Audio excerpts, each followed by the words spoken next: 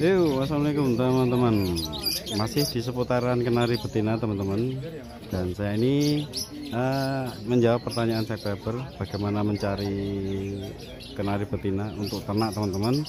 Dan nanti saya akan tunjukkan pada kalian atau istilahnya pengetahuan saya tentang kenari betina mau cetak kayak apa teman-teman.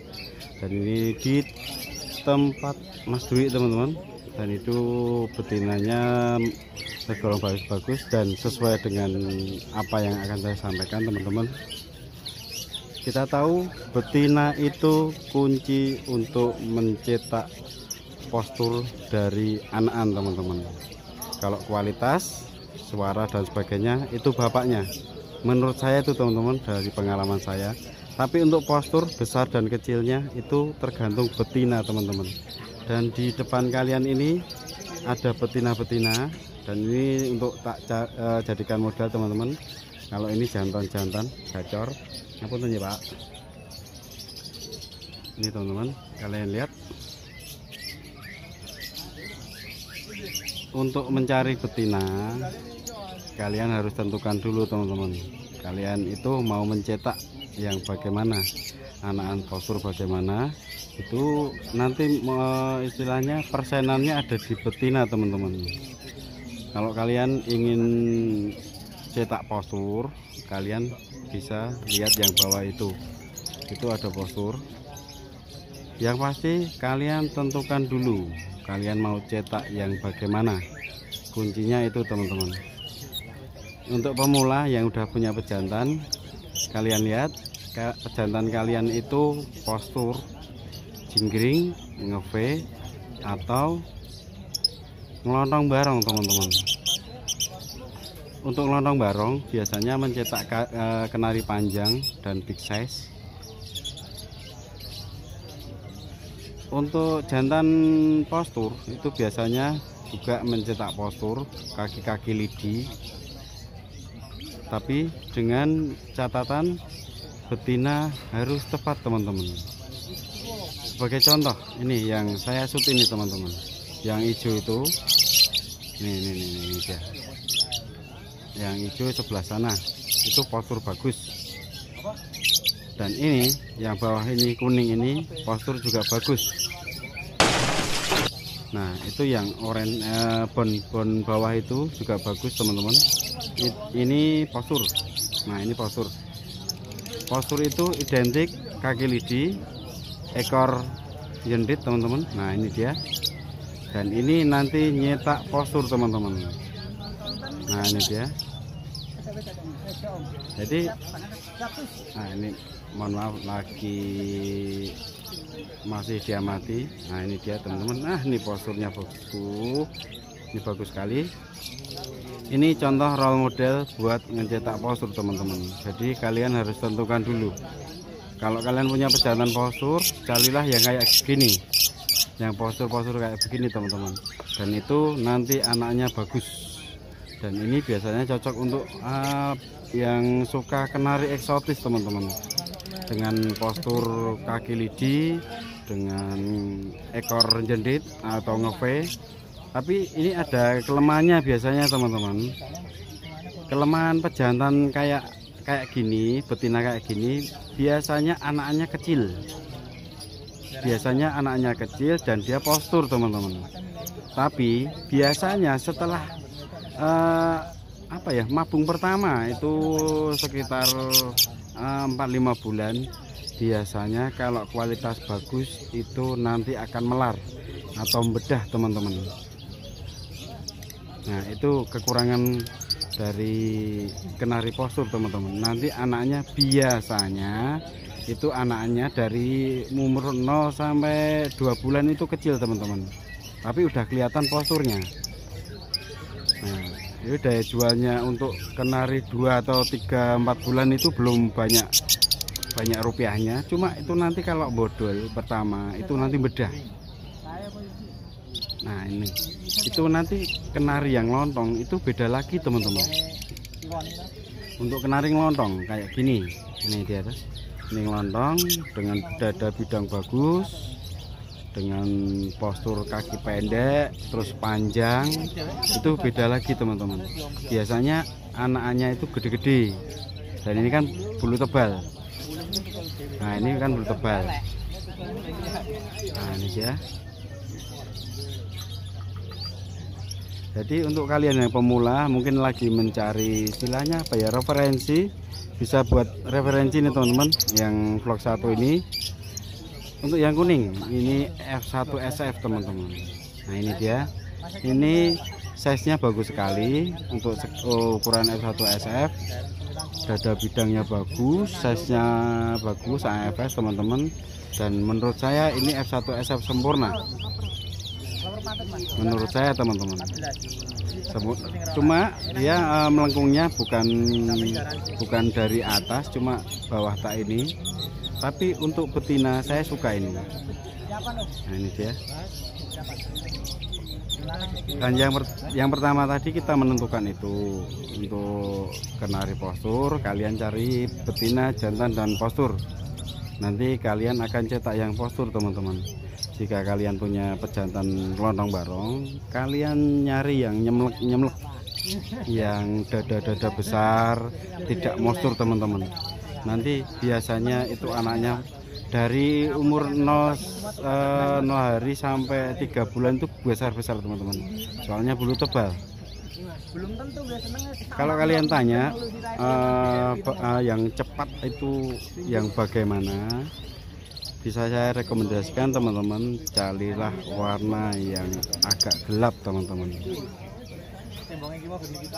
Ini berdasarkan pengalaman saya, bukan berdasarkan referensi saya lihat YouTube orang lain, dan bukan berdasarkan jari ini teman-teman.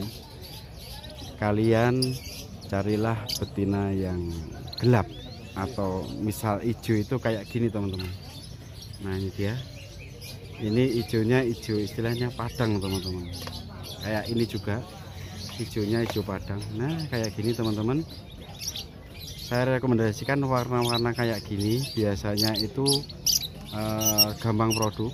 Yang cantik itu mata merah, bos. Nah, ini dia. Untuk warna-warna kayak gini teman-teman. Nah ini semi oranye, semi oranye kayak gini, biasanya agak mundur atau ada kendala tersendiri teman-teman untuk warna. Bisa jadi pengondisian, bisa jadi birahi, dari birahi dia agak sulit kayak gini teman-teman. Apalagi ini hibrid, dan hibrid itu kalau ndak bisa penanganannya itu apa ya istilahnya, sulit teman-teman. Tapi kalau udah tahu, udah berpengalaman, itu gampang sekali. Nah ya, referensi saya juga. Dan yang ketiga, kalau kalian mau memulai ternak, kalian harus cari yang siapan. Saya ulangi, kalian harus cari yang siapan teman-teman, jangan yang sudah produk atau babon. Oke, kita logika teman-teman. Peternak itu kalau istilahnya masih bisa mencetak ATM atau masih produk, itu tidak mungkin dijual teman-teman. Itu logika teman-teman. Tapi kalau udah afkir atau udah nggak produk atau istilahnya apa ya, trouble, itu pasti dijual. Itulah kenapa saya rekomendasikan kalian harus cari yang siapan teman-teman. Jangan sekali-kali kalian pilih babon, karena babon yang dijual di pasaran atau di onlinean, mohon maaf, biasanya itu trouble teman-teman. Kalian harus cari yang siapan. Ya, bukan bermaksud ini rezeki orang lain, cuma ini saya review jujur dan istilahnya apa ya, berbagi pengalaman jujur teman-teman. Dan yang keempat, kalian harus tahu konsep rezeki teman-teman. Kenapa saya bilang begitu? Ternak itu berhubungan dengan rezeki. Kalau kalian tidak memahami konsep rezeki, kalian jangan ternak teman-teman. Kalau kalian orientasinya hasil cepat, jangan ternak kenari teman-teman. Tapi kalau kalian bisa memahami konsep rezeki, monggo silakan. Karena ternak kenari itu nggak semudah yang kalian kira teman-teman. Untuk kalian pemula, jangan sekali-kali kalian kepencut untuk kenari besar dulu. Kalian harus mulai dari yang kecil, dari yang lokal. Karena apa? Lokal itu tingkat kesulitannya juga istilahnya agak gampang teman-teman. Untuk grade di atasnya seperti AFS, F1 itu agak sulit. Makanya untuk pemula, kalau kalian belum istilahnya mempunyai kemampuan cukup dalam ternak, itu akan mengalami tingkat kesulitan dan akhirnya kalian bosan teman-teman. Saya rekomendasikan untuk loper atau lokal untuk belajar itu kalian cari yang bulu tipis teman-teman. Itu biasanya gampang. Untuk bulu-bulu tebal itu ada triknya tersendiri dan yang ahli mungkin bisa mengkondisikan teman-teman. Cuma untuk pemula nanti apa ya, saya sarankan yang bulu-bulu tipis teman-teman. Yang bulu tipis, yang postur itu biasanya mudah. Nah kayak gini, ini biasanya mudah teman-teman. Dan warna-warna gelap kayak gini ini biasanya mudah. Tapi kalau kalian mau cari yang gelap, carilah yang kayak gini teman-teman. Nah ini dia. Model kali ini kita di tempat Mas Dwi teman-teman. Dan Mas Dwi ini stoknya banyak sekali, di rumah juga ada. Ini tidak dibawa ke pasar semua teman-teman. Ya itu bisa kirim-kirim, kalian bisa tanya-tanya nanti saya kasih di deskripsi nomornya teman-teman. Kalian bisa istilahnya menghubungi sendiri, bisa tanya-tanya sendiri, itu kira-kira teman-teman. Nah ini dia, ini cakep sekali. Dan ini tadi cuma 300.000 teman-teman. Oke, mungkin kalian udah jelas. Yang pasti kembali lagi ke konsep rezeki.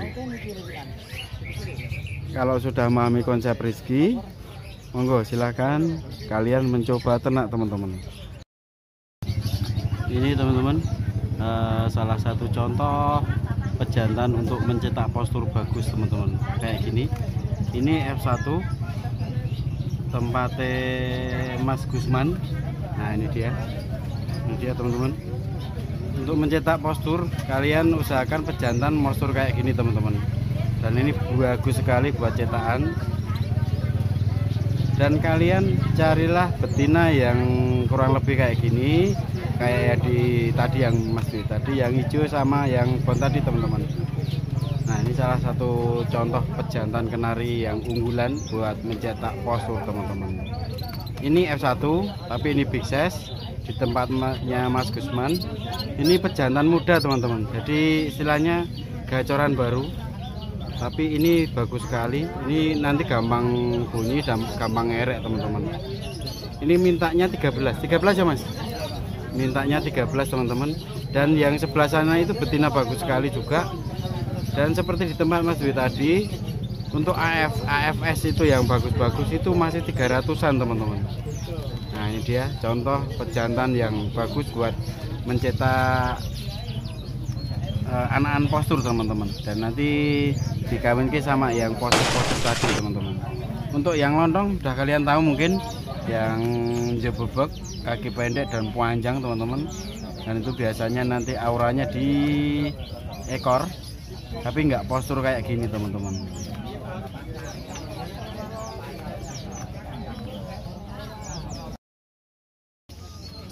Inilah teman-teman panduan dari saya. Yang pasti kalau kalian punya mental bagus dan mental sabar, monggo silahkan ternak, silahkan mencoba ternak kenari teman-teman. Tapi kalau kalian tidak memahami konsep rezeki, istilahnya kesusu hasil, jangan beternak kenari. Dan ini ada Mas Okta Kenari juga, ini YouTuber kondang juga teman-teman. Dan dia itu lagi bolang teman-teman. Untuk kita kapan-kapan akan review tempatnya teman-teman, yang buka kios baru, kios kenari tentunya teman-teman. Oke teman-teman, mungkin kemudian dan semoga bermanfaat untuk kalian pemula. Dan terima kasih, saya pamit. Wassalam.